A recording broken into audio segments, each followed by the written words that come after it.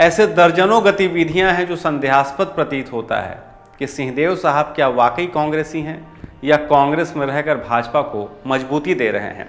तो फिर सिंहदेव साहब इस तरह की बातें कहकर बृहस्पति सिंह के खिलाफ लोगों की भावनाओं को भड़का रहे हैं या उनके खुद के समर्थन में लोग बने रहें, इसलिए भावनात्मक राजनीति का खेल खेल रहे हैं।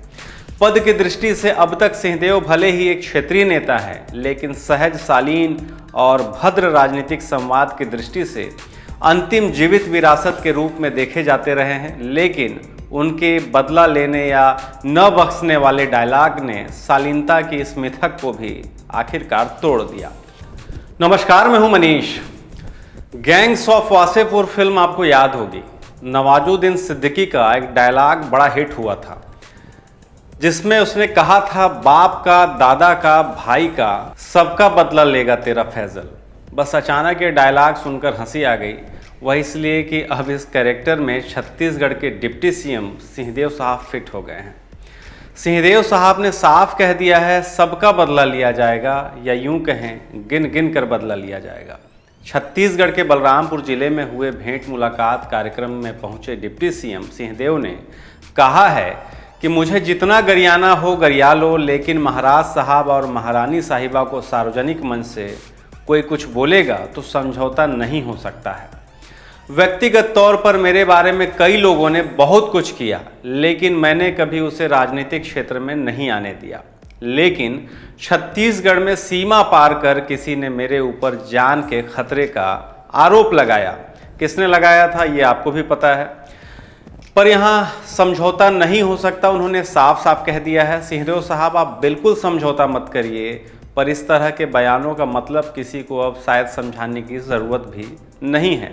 बात साफ है कि ये धमकी रामानुजगंज विधायक बृहस्पति सिंह के लिए है, पर एक ज़रूरी बात यह है कि बृहस्पति सिंह ने आखिर सरगुजा महाराज और महारानी के लिए कब अपशब्द कहे। स्वर्ग सिधार चुके किसी भी व्यक्ति के लिए बृहस्पति सिंह जैसे विधायक तो क्या, बल्कि कोई सामान्य व्यक्ति भी लगता नहीं कि कभी अपशब्दों का इस्तेमाल करता होगा, क्योंकि जो चले गए उसके बारे में कोई क्या टीका टिप्पणी करेगा। तो फिर सिंहदेव साहब इस तरह की बातें कहकर बृहस्पति सिंह के खिलाफ लोगों की भावनाओं को भड़का रहे हैं या उनके खुद के समर्थन में लोग बने रहें, इसलिए भावनात्मक राजनीति का खेल खेल रहे हैं। पद की दृष्टि से अब तक सिंहदेव भले ही एक क्षेत्रीय नेता हैं, लेकिन सहज, शालीन और भद्र राजनीतिक संवाद की दृष्टि से अंतिम जीवित विरासत के रूप में देखे जाते रहे हैं। लेकिन उनके बदला लेने या न बख्शने वाले डायलॉग ने शालीनता की इस मिथक को भी आखिरकार तोड़ दिया। आज इसी विषय पर चर्चा करेंगे।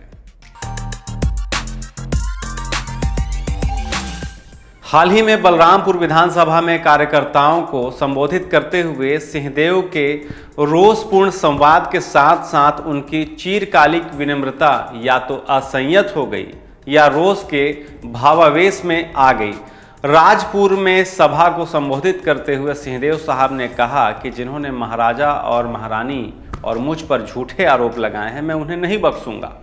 इसलिए मेरे मस्तिष्क में सिर्फ दो ही बातें आ रही हैं। पहला यह है कि क्या सिंहदेव साहब ने राजतंत्र के अवशेषों को एकत्र कर ऐसा कहा, या फिर उनके रोष का वृत्त सरगुजा संभाग ही नहीं अपितु छत्तीसगढ़ कांग्रेस भी है, जिसमें मुख्यमंत्री न बन पाने की पीड़ा भी सन्निहित है।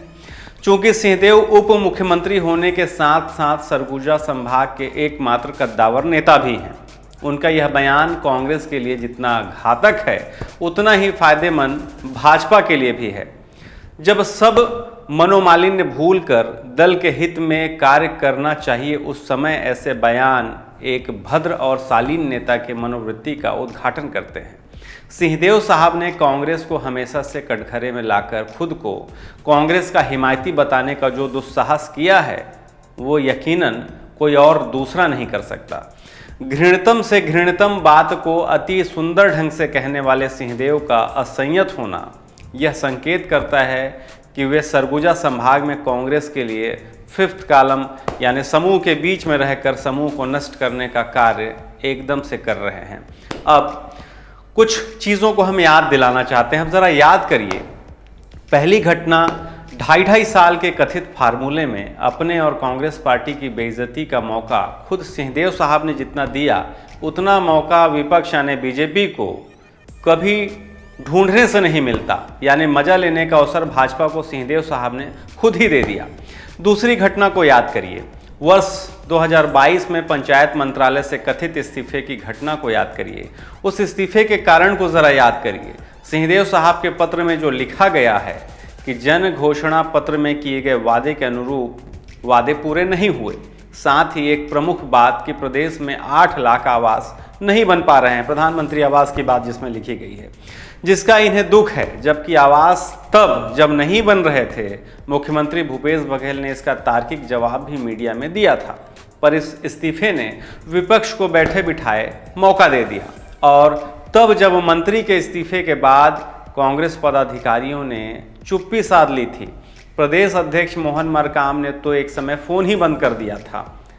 एक वरिष्ठ पदाधिकारी ने तब कहा था कि अब संगठन इस मामले में क्या ही बोलेगा। वहीं भाजपा ने इसे मौके के रूप में लपक लिया था। नेता प्रतिपक्ष धर्मलाल कौशिक ने कहा था, टीएस सिंहदेव जी ने अपने एक मंत्रालय से इस्तीफा किन कारणों से दिया वो सब जानते हैं।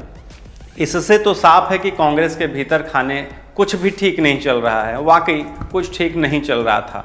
अब आप तीसरी घटना को याद करिए। छत्तीसगढ़ में टिकट चयन के लिए चयन कमेटी बनी, जिसमें सिंहदेव साहब भी एक सदस्य हैं। पार्टी के मुताबिक कमेटी सभी एंगल से जांच के बाद ये समझने के बाद कि जो जिताऊ उम्मीदवार होगा, पार्टी तय करेगी कि किसको टिकट मिलना है, किसको नहीं मिलना है। पर सिंहदेव साहब मीडिया में पहले ही बयान दे देते हैं कि विधायकों के टिकट काटे जाएंगे। मतलब चुनाव के पहले ही सभी कांग्रेसी विधायकों को हताश कर आपने विपक्ष को एक बार फिर से मौका दे दिया।